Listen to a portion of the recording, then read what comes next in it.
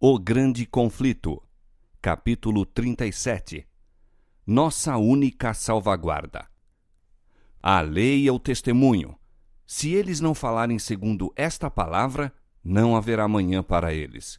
Isaías 8:20. O povo de Deus é encaminhado às Santas Escrituras como a salvaguarda contra a influência dos falsos ensinadores e poder ilusório dos espíritos das trevas. Satanás emprega todo o artifício possível para impedir os homens de obter conhecimento da Bíblia, pois os claros ensinos desta põem a descoberto os seus enganos. Em todo o avivamento da obra de Deus, o príncipe do mal está desperto para a atividade mais intensa. Aplica atualmente todos os seus esforços em preparar-se para a luta final contra Cristo e seus seguidores. O último grande engano deve logo patentear-se diante de nós. O anticristo vai operar suas obras maravilhosas à nossa vista. Tão meticulosamente a contrafação se parecerá com o verdadeiro que será impossível distinguir entre ambos sem o auxílio das Escrituras Sagradas. Pelo testemunho destas, toda declaração e todo prodígio deverão ser provados. Os que se esforçam por obedecer a todos os mandamentos de Deus defrontarão oposição e escárnio. Apenas em Deus ser-lhes-á possível subsistir. A fim de suportarem a prova que diante deles está, devem compreender a vontade de Deus como se acha revelada em sua palavra. Poderão honrá-lo unicamente tendo uma concepção correta de seu caráter, governo e propósitos e agindo de acordo com estes. Pessoa alguma, a não ser os que fortaleceram o espírito com as verdades da Escritura, poderá resistir no último grande conflito. A toda alma virá a inquiridora prova. Obedecerei a Deus de preferência aos homens? A hora decisiva está mesmo agora às portas. Estão nossos pés firmados na rocha da imutável palavra divina? Estamos preparados para permanecer firmes em defesa dos mandamentos de Deus e da fé de Jesus? Antes de sua crucifixão, o Salvador explicou a seus discípulos que ele deveria ser morto e do túmulo ressuscitar.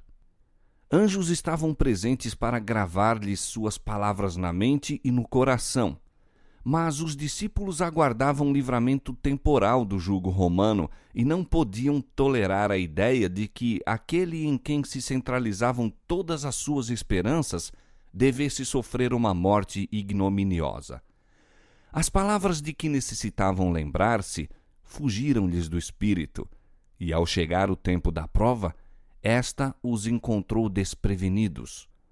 A morte de Cristo destruiu-lhes tão completamente as esperanças como se ele não os houvesse advertido previamente. Assim, nas profecias, o futuro se patenteia diante de nós tão claramente como se revelou aos discípulos pelas palavras de Cristo. Os acontecimentos ligados ao final do tempo da graça e obra de preparo para o período de angústia acham-se claramente apresentados. Multidões, porém, não possuem maior compreensão destas importantes verdades do que teriam se nunca houvessem sido reveladas. Satanás vigia para impedir toda impressão que os faria sábios para a salvação, e o tempo de angústia os encontrará sem o devido preparo. Quando Deus envia aos homens advertências tão importantes que são representadas como proclamadas por santos anjos a voar pelo meio do céu, ele requer que toda pessoa dotada de faculdade de raciocínio atenda à mensagem. Os terríveis juízos pronunciados contra o culto à besta e sua imagem, Apocalipse 14, 9-11, deveriam levar todos a diligente estudo das profecias para aprenderem o que é o sinal da besta e como devem evitar recebê-lo. As massas populares, porém, cerram os ouvidos à verdade, volvendo às fábulas.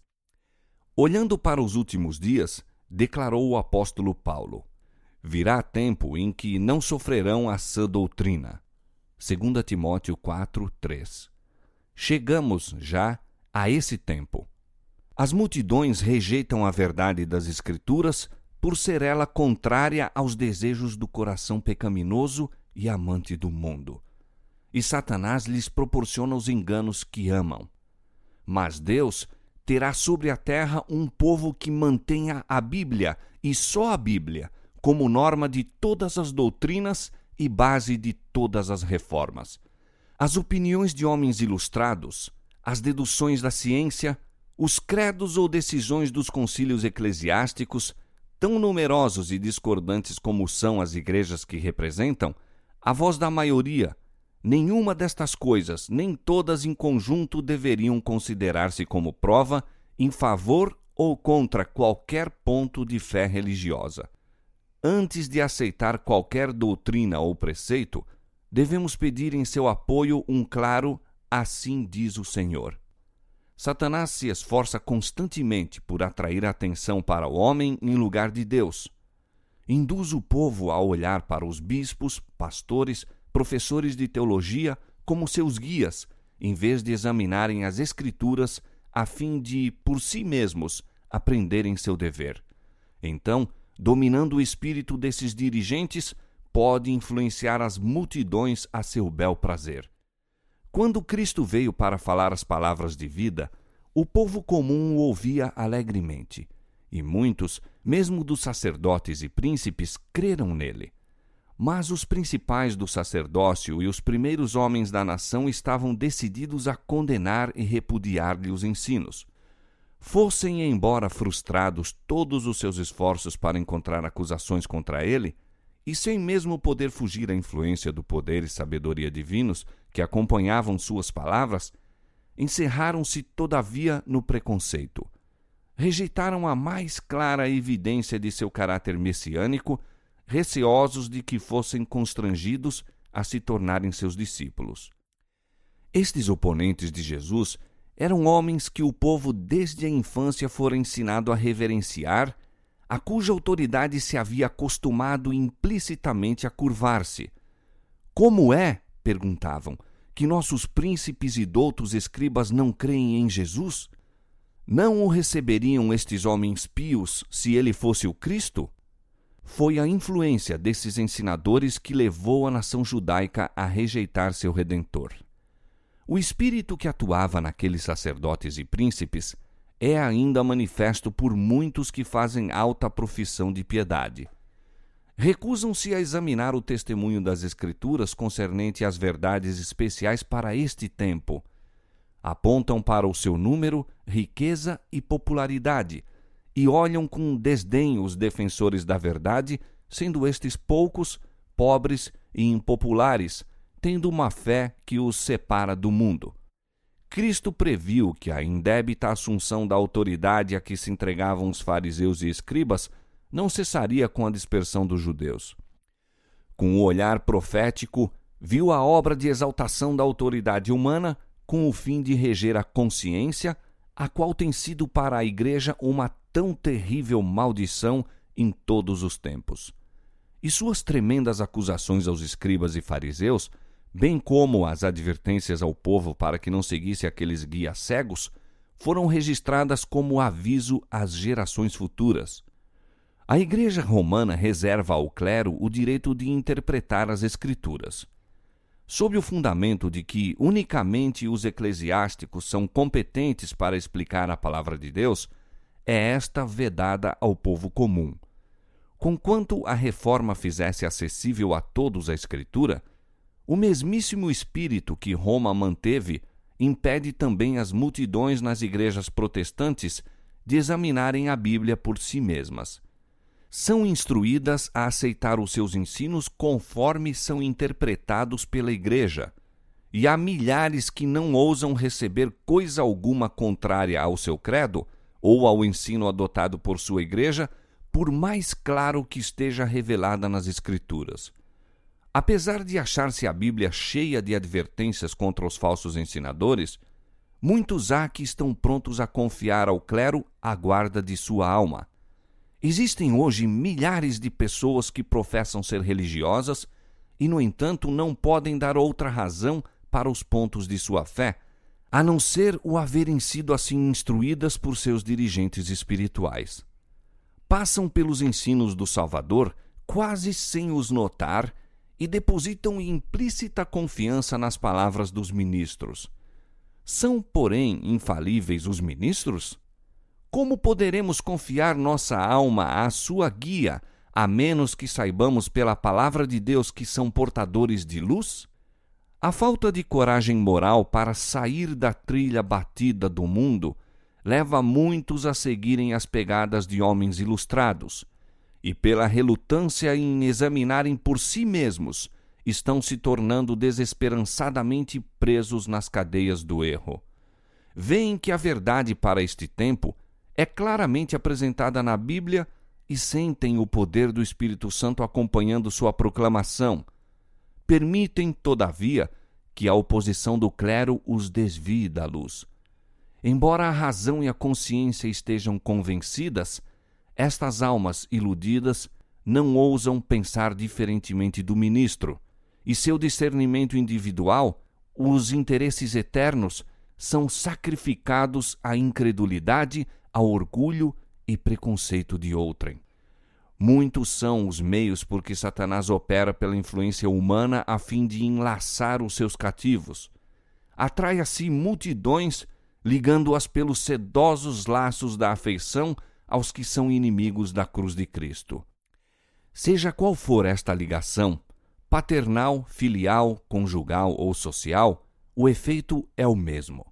Os inimigos da verdade exercem sua força no sentido de reger a consciência, e as almas postas sob seu domínio não têm coragem ou independência suficientes para obedecer às suas próprias convicções do dever. A verdade e a glória de Deus são inseparáveis. É-nos impossível, com a Bíblia ao nosso alcance, honrar a Deus com opiniões errôneas. Muitos alegam que não importa o que alguém creia se tão somente sua vida for correta. Mas a vida é moldada pela fé. Se a luz e a verdade estão ao nosso alcance e negligenciamos aproveitar o privilégio de ouvir e vê-las, virtualmente as rejeitamos. Estamos a escolher as trevas em vez da luz. Há caminho que parece direito ao homem, mas o seu fim são os caminhos da morte. Provérbios 16:25. A ignorância não é desculpa para o erro ou o pecado quando há toda a oportunidade de conhecer a vontade de Deus. Um homem está a viajar e chega a um lugar em que há várias estradas e uma tabuleta indicando aonde cada uma delas leva. Se desatende à indicação da tabuleta, tomando qualquer caminho que lhe pareça direito, poderá ser muito sincero, mas encontrar-se-á com toda a probabilidade no caminho errado. Deus nos deu sua palavra para que pudéssemos familiarizar-nos com os seus ensinos e saber por nós mesmos o que ele de nós requer.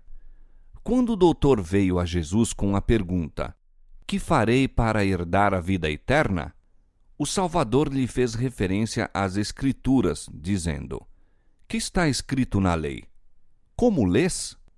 A ignorância não desculpará jovens ou velhos, nem os livrará do castigo devido pela transgressão da lei de Deus, pois tem ao alcance uma exposição fiel daquela lei, de seus princípios e requisitos.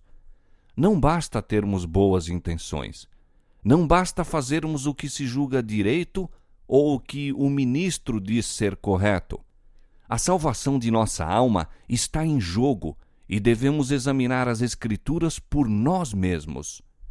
Por mais fortes que possam ser nossas convicções, por maior confiança que tenhamos de que o ministro sabe o que é a verdade, não seja este o nosso fundamento.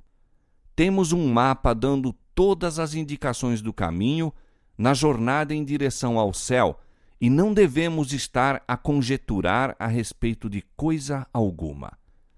O primeiro e mais elevado dever de todo ser racional é aprender das Escrituras o que é a verdade e então andar na luz, animando outros a lhe seguirem o exemplo.